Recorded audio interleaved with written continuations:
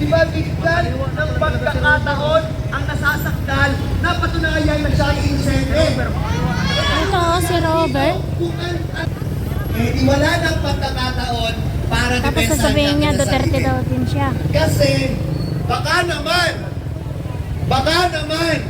Mga bata baka na naman totoo kasi, di ba?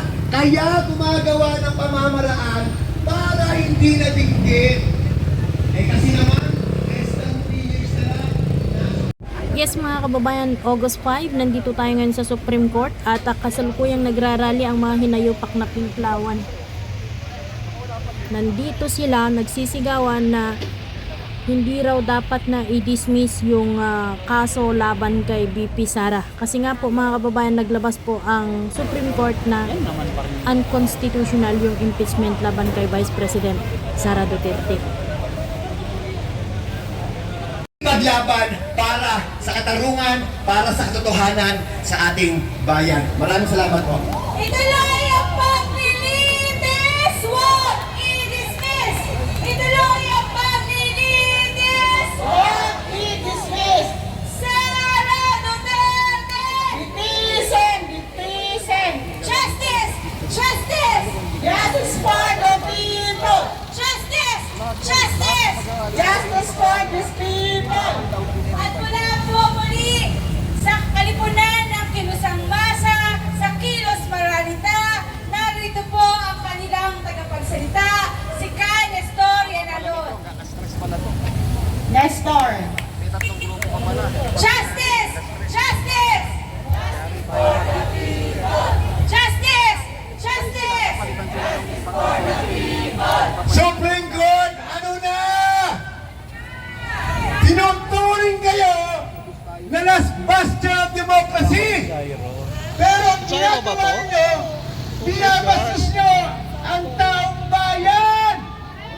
Parang batang version. Hindi kayo ang supreme mo, politiko! Inilagay kayo dyan para magtanggol ang konstitusyon ng taong bayan. Napakaselan ang inyong binaboy na provision, Article 11, all accountability. Yun lang ang tanging paraan upang papanagutin ang mga taong matataas sa gobyerno. Pero ang ginagawa ninyo, pinoprotektahan ninyo. Pilit yung binabaluktot. Hindi na mapangyarihan, baguhin ang konstitusyon. Ang tungkulin nyo, i-defend ang Constitution. Defend! Defend! Defend the Constitution! Defend! Defend! Defend the Constitution! Yan po ang trabaho ninyo. Walang iba. Kaya kapag nagkamali kayo, kayo ay mga impeachable din. Hahatulan kayo. Kayong 13. Kala ko 15. 13 kayo! Mga tinamagin ng magaling! Hindi kami titigil sa kabaluktutan at liwan ninyo. Sisingilin namin kayo ang konstitusyon, ang pinaka-supreme boss. Hindi kayo! Desisyon ng Korte Suprema! Balik na rin! Balik na rin! Desisyon ng Korte Suprema! Balik na rin! Balik na rin! Sara Duterte! Bitisin! Bitisin! Sara Duterte! Bitisin! Bitisin! Sara Duterte! Bitisin! Bitisin! Malinaw ang panawagan ng taong bayan at mamamayan. Deserve namin ang katotohanan. Deserve nating lahat ang due process, hindi lang sa may mataas na katungkulan, pero para sa publiko na ang may-ari ng kabangbayan. Kaya para sa uli nating tagapagsalita, ating tawagin ang pangkalahatang kalihim ng Partido Manggagawa, kabahagi din ng Nagkaisa Labor Coalition at Kalipunan ng Kilusang Masa, si kasamang Judy Miranda. Mayan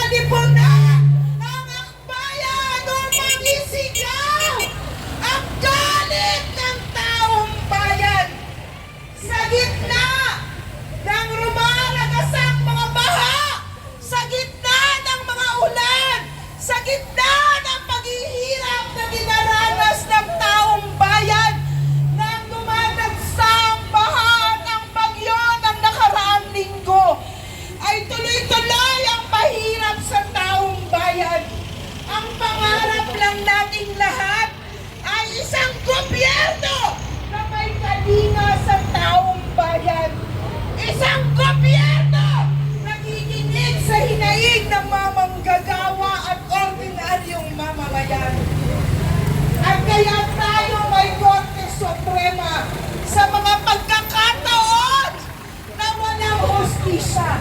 Sa pagkakataon na kinarapakan ng ating mga karapatan. Sa pagkakataon ng konstitusyon ng Pilipinas ay niyuyurakan. Merong matatakbuhan ng taong bayan. Pero ano ang nangyari? Ano ang narinig natin sa Korte Suprema?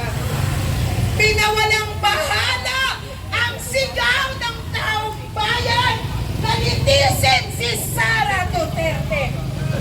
Alamin natin kung saan dinala ang milyong-milyong pera na hanggang ngayon ay walang paliwanag, walang accountability.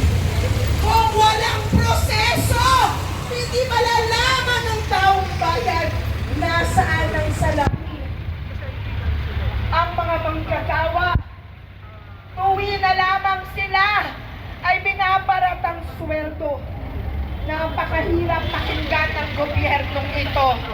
Ang bawat manggagawa na humihingi ng hustisya ay nahihirapan humingi ng hustisya. Ngayon, ang pera, ang buwis na galing sa dugo ng mga manggagawa, ninakaw. Papayag ba tayo na walang accountability? Hindi! Ito ay pera galing sa buwis ng mamamayan. Sakripisyo araw-araw ng manggagawa na binuburak ang sweldo. Mga manggagawang kontraktual, mga manggagawang nakakaranas ng pagbabalabis. Ngayon, humihingi tayo ng hustisya. Saan dinala ang pera na dapat gamot para sa anak ko? Ang pera na sana pang edukasyon. Ang pera para sa aming pamilya. Nasaan ang accountability? Huwag nating pag-usapan anumang mga teknikalidad. Kaya nga may iba't ibang sangay ng gobyerno upang tiniyakin na sa bawat panahon mayroong pag-asa ang taong bayan para sa hustisya. Tayo ngayon ay nagluluksa. Marami ang nakaibig. Dahil ang ating sigaw ay hindi dinidig. Sana naman, huwag magkatotoo ang lumalaganap na chismis na dahil 12 sa nakaupo sa harapan natin ay appointed ng dating Pangulo at tumatanaw lang ng utang na loob at hindi kinikilala ang konstitusyon ng Pilipinas!